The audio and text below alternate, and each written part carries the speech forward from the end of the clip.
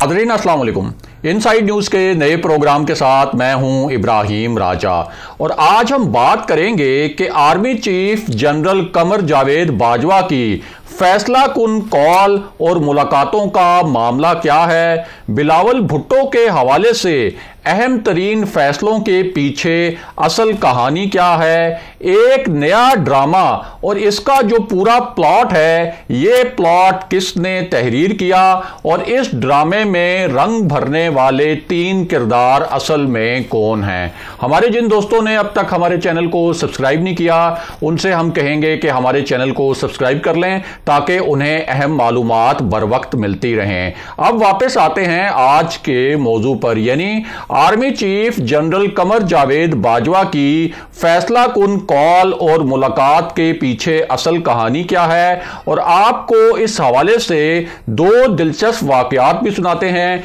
जिनसे आपको पता चलेगा कि पर्दे के सामने क्या है और पर्दे के पीछे क्या चल रहा है और बिलावल भुट्टो के हवाले से क्या अहम तरीन फैसले का मामला है। तो सबसे पहले आपको बताएं कि एक ताकतवर शख्सियत के पास क्या रिपोर्ट्स पहुंची और इन रिपोर्ट्स की बुनियाद पर किस नौयत के हंगामी एक्शन किए गए और कुछ कलीदी नौयत के फैसले किए गए। ये जो रिपोर्ट्स थी, इनका ताल्लुक एक जो मुल्क में इस वक्त सियासी तूफान है, उस सियासी तूफान से भी था और ख़ास तौर पर एक ऐसी सूरत हाल से था जिसके मुतल्लिक ये खदशा जाहिर किया गया था कि ये जो सूरत हाल है, ये एक बहुत बड़े तसादुम और एक बहुत बड़ी जंग की सूरत अख्तियार कर सकती है। और इस सूरत हाल में यह भी खदशा था कि कई लाशें भी गिर सकती हैं। अब चूंकि मुख्तलिफ इंटेलिजेंस एजेंसीज जो हैं वो अपनी रिपोर्ट्स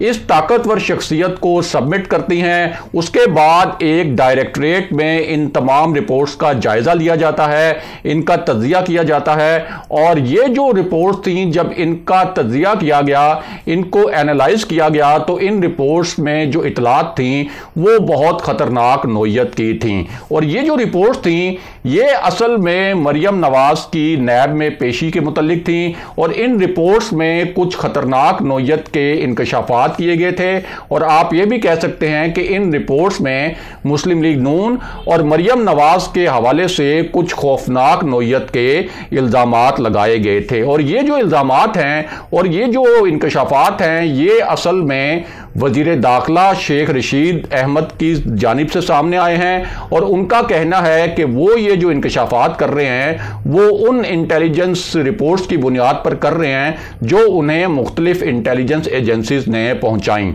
अब शेख रशीद का इस पूरी सूरत हाल के हवाले से क्या कहना था और उन्होंने जो 3 खतरनाक तरीन पॉइंट्स बताए, वो पॉइंट्स क्या थे। इनमें से एक पॉइंट तो ये था कि जो लीगी कायदीन पहुंचेंगे नैब में मरियम नवाज की पेशी के मौके पर, वो खुद तो ये इंश्योर करेंगे कि वो महफूज रहें और वो किसी तसादुम के अंदर बराह रास्त इन्वॉल्व नहीं होंगे। लेकिन जो मुस्लिम लीग नून के कारकुन हैं, खास तौर पर वो कारकुन जो लाहौर से नहीं बल्कि दीगर शहरों से बुलाए गए हैं, उन्हें इस तसादुम में इस्तेमाल किया जाएगा। और शेख रशीद के बकौल एक प्लान जो है नून लीग ने बनाया है कि वहां उनके कायदीन तो महफूज रहें, लेकिन इस तसादुम की जद में नून लीग के कारकुन जरूर आए। और इस हवाले से शेख रशीद ने यह दावा भी किया कि उनका तासुर यह था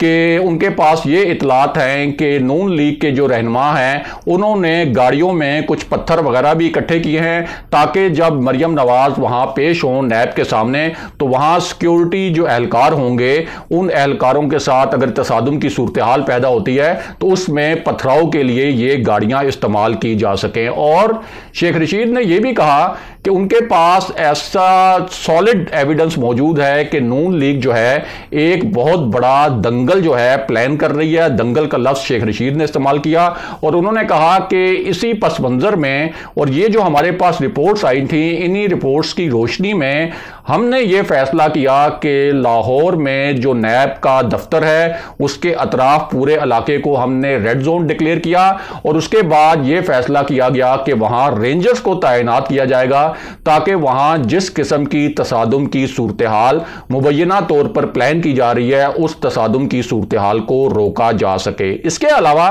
शेख रशीद अहमद ने मौलाना फजलुर रहमान को एक दिलचस्प नौयत का चैलेंज भी किया और उनका कहना था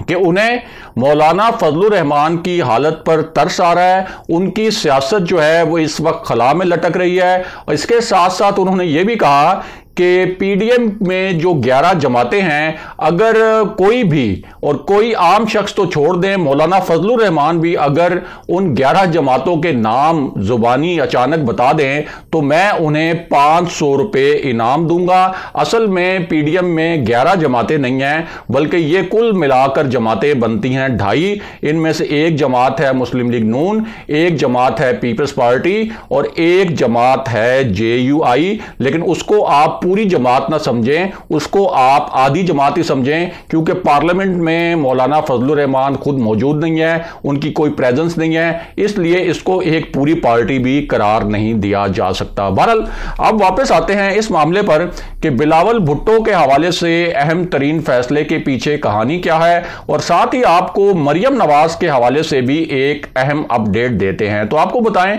कि मरियम नवाज ने पूरी ये जो इस वक्त सियासी सूरत हाल है और एक जो सियासी तूफान उठा हुआ है, इस सियासी तूफान के पस मंजर में एक खतरनाक वार्निंग दी है और उनका कहना है कि हमसे यानी मुझसे और मुस्लिम लीग नून की जो दीगर क़यादत है, जिनमें मियां नवाज शरीफ भी शामिल हैं, एहसन इकबाल शामिल हैं, ख्वाजा आसिफ शामिल हैं, राना सनाउल्लाह शामिल हैं, ख्वाजा साद रफीक शामिल हैं, उनका कहना है कि हमसे जो इंतकाम लिया जाना था वो लिया जा चुका। हम मजीद इंतकाम सहने के लिए और मजीद इंतकाम बर्दाश्त करने के लिए तैयार नहीं है। उन्होंने कहा कि हमारी जो हमने जुल्म बर्दाश्त किया वो जुल्म इस वजह से बर्दाश्त किया कि हम अपने मौक़िफ़ को दुरुस्त साबित करना चाहते थे, लेकिन अब हम किसी सूरत मजीद जुल्म बर्दाश्त नहीं करेंगे। और उन्होंने कहा कि अब हमारे साथ जैसा किया जाएगा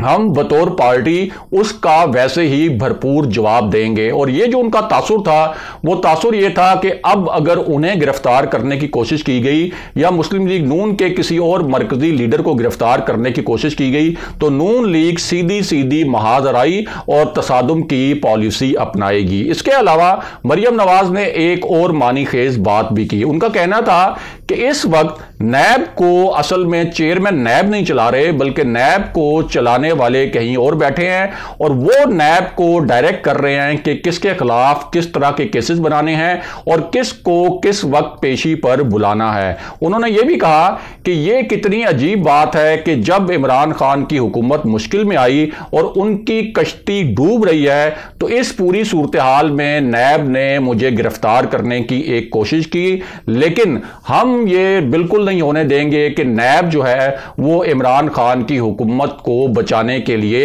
एक आलाकार के तौर पर इस्तेमाल हो। ये अल्फाज मरियम नवाज के थे। दूसरी जानिब मरियम नवाज को लाहौर हाई कोर्ट जो है वहां से 12 अप्रैल तक हिफाजती जमानत मिल गई है और नैब से कहा गया है अदालती फैसले में कि वो 12 अप्रैल तक मरियम नवाज को गिरफ्तार नहीं कर सकता। अब इस पूरी सूरत हाल में बिलावल भुट्टो के हवाले से अहम फैसले का मामला क्या है और इसके पीछे पूरी कहानी क्या चल रही है। तो आपको बताएं कि एक ऐसे वक्त में जब मौलाना फजलुर रहमान ने आसिफ अली जरदारी और बिलावल भुट्टो के सामने कुछ ऐसे ऑप्शन रखे जिन ऑप्शंस पर अमल दरामद करने और उन ऑप्शंस पर रजामंदी से आसिफ अली जरदारी और बिलावल भुट्टो दोनों ने इनकार कर दिया था, तो मौलाना फजलुर रहमान ने उनके सामने निस्बतन एक नर्म ऑप्शन रखा। और ये जो नर्म ऑप्शन उन्होंने उनके सामने रखा, इससे पहले उन्होंने मियां नवाज शरीफ और मरियम नवाज से मशावरत भी की और उनका ख्याल था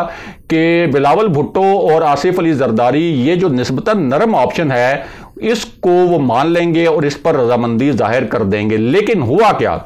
पहले तो आपको उस ऑप्शन के बारे में बताते हैं। वो ऑप्शन ये था कि अगर आसिफ अली जरदारी ये समझते हैं कि वो सिंध असेंबली से इस्तीफे नहीं दे सकते, सिंध हुकूमत को ख़त्म नहीं कर सकते, अगर आसिफ अली ये समझते हैं कि वो कमज़ोर हैं और वो इस्टेब्लिशमेंट से लड़ाई नहीं लड़ सकते, वो अगर ये समझते हैं कि लॉन्ग मार्च का रुख अगर रावलपिंडी की जानिब मोड़ा गया और अगर GHQ के सामने धरना दिया जाए तो पीपल्स पार्टी जो है इस मामले पर अगर रजामंद नहीं है, और आसिफ अली जरदारी अगर समझते हैं कि वो इस पूरे धरने में मुजवजा जो GHQ के सामने भी दिया जा सकता है उसके लिए PDM के साथ चलने के लिए तैयार नहीं है, तो फिर वो सिर्फ कौमी असेंबली से इस्तीफा दे दें और कौमी असेंबली से इस्तीफे देकर एक सियासी बहरान पैदा किया जाए, यानी पीपल्स पार्टी के जो 54-55 अरकान हैं कौमी असेंबली से वो भी इस्तीफा दें। लेकिन अब हमारे जराए ने हमें यह बताया है कि बिलावल भुट्टो और आसिफ अली जरदारी ने यह फाइनल फैसला कर लिया है कि पीपल्स पार्टी कौमी असेंबली से भी इस्तीफा नहीं देगी, और जो 4 अप्रैल को सेंट्रल एग्जीक्यूटिव कमेटी का इजलास होना है पीपल्स पार्टी का, वो महज एक दिखावे की कार्रवाई होगी। और यह फैसला हमें पीपल्स पार्टी के बावसूख जराए ने बताया है कि फाइनल हो गया है कि पीपल्स पार्टी किसी सूरत भी इस्तीफा कौमी असेंबली से भी नहीं देगी। वापस आते हैं कि जनरल बाजवा की फैसला कुन कॉल और एक मुलाकात का मामला क्या है। तो आपको बताएं कि जनरल बाजवा ने सिक्योरिटी डायलॉग से जो खिताब किया था, जिसमें उन्होंने भारत को यह ऑफर की थी कि पाकिस्तान और भारत को तमाम तनाज़ात जो हैं